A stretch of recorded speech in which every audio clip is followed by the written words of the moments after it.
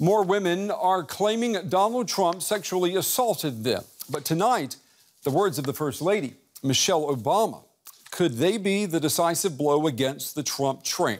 I'm Brent Goff. This is The Day.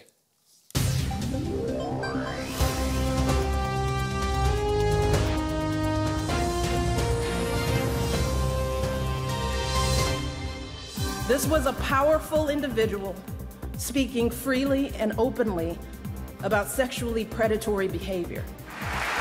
And I know it's a campaign, but this isn't about politics. It's about basic human decency. But if we have a president who routinely degrades women, who brags about sexually assaulting women, then how can we maintain our moral authority in the world? The campaign for the White House, so disturbing that First Lady Michelle Obama says she had to speak out. Tonight, you'll meet an artist who's also speaking out with a typewriter and postcards addressed to the candidates. Dear Mr. Trump, and you would not like it if someone came to your house and talk about your family. Courage, comma, strength and compassion.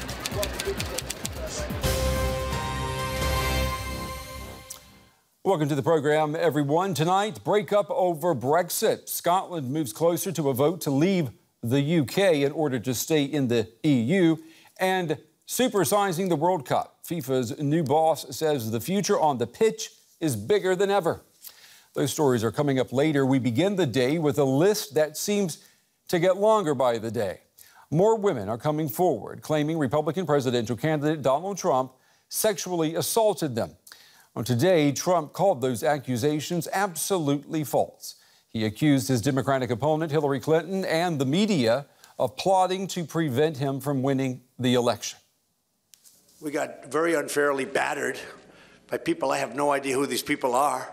The failing New York Times, and they're inventing false claims without any evidence, no witnesses, no nothing. An act that supposedly years and years ago. I never met these people. I don't even know who they are. They're made-up stories, filed right before the election.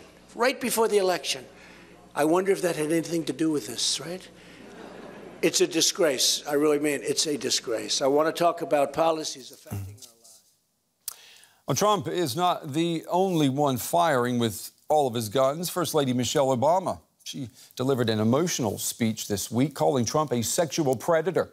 Her husband, President Obama, lashed out today at the Republican Party leadership for creating the conditions that have made Trump's candidacy possible. Take a listen. The problem is not that all Republicans think the way this guy does. The problem is that they've been riding this tiger for a long time. They've been feeding their base all kinds of crazy for years. Primarily for political expedience. The only agenda is either negative, negative's a euphemism, crazy, based on lies, based on hoaxes. This is the nominee you get. You make them possible.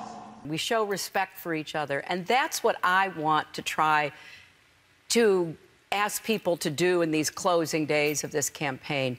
You know, let's show some kindness and respect toward each other, and let's really repudiate the meanness, the divisiveness, the bigotry, the bullying we've seen from the other side. Well, that was Hillary Clinton there speaking with Ellen DeGeneres earlier today. Well, what about the issues in this campaign? My first guest tonight is an artist and a professor who came up with an old-fashioned way of communicating to put the voice of voters back on the desktops of politicians. Take a look.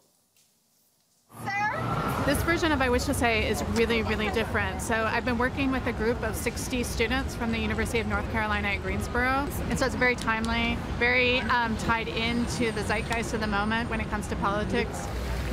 Have you ever used a typewriter before? Nope. Yeah, it's Well, I'm joined now by Cheryl Oring from Washington. Her new book, Activating Democracy, the I Wish to Say project, has just been published. Congratulations on that, Cheryl, and it's good to have you on the day.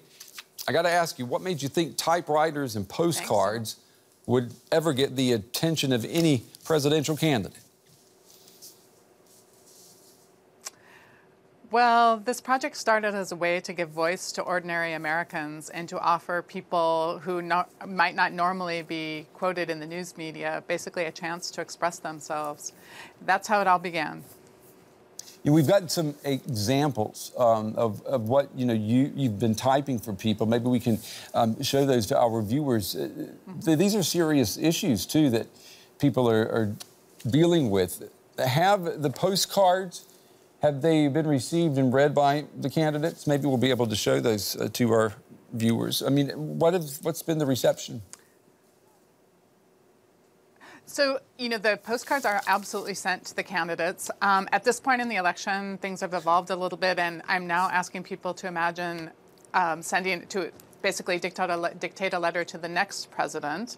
So they're imagining at this point who will be in the White House and expressing their wishes for that person. Now, of course, we want our politicians to read these and we want them to take them seriously. But Brent, I would say that another really key part of this project is that when someone sits down at my desk and I listen very closely to what they have to say, they often have a very emotional response and a very interesting response. That is, I think that they also get activated to maybe work towards, a change. And so there's several, points of this project. One is aimed at the politicians or the candidates themselves, but it's also aimed at the people I'm speaking with in an attempt to get them to take a more active role as citizens.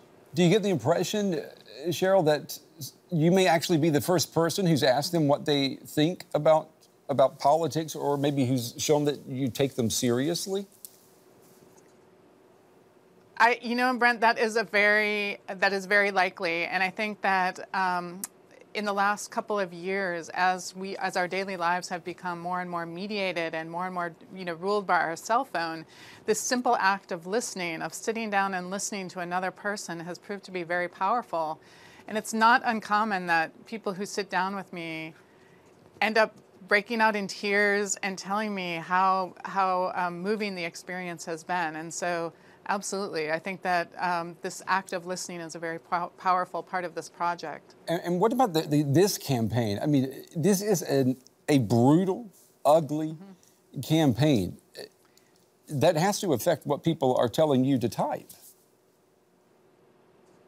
Oh, absolutely. And I was wondering if I could read one card from today that is exactly to that point. Would that be okay? Yeah, sure. Okay. So this person sat down and said, I hope I'm not talking to Donald Trump. As awful as this election year has been, I think it got a lot of young people really interested in following the news. I think there's a lot of frustration, so there's going to be a big expectation for change, which I hope you can provide, because we will all be watching. And this is signed sincerely, Kayleen Nearney. She's a student at Catholic University here in Washington, D.C. You got the idea for postcards and typewriters, not in the U.S., but right here in Germany, right? Well, I was actually living in Berlin for many years and went back to the United States in the second George W. Bush re-election campaign. And when I got back to this country, I felt very disconnected from politics and felt like I just didn't understand what Americans thought or what they actually wanted.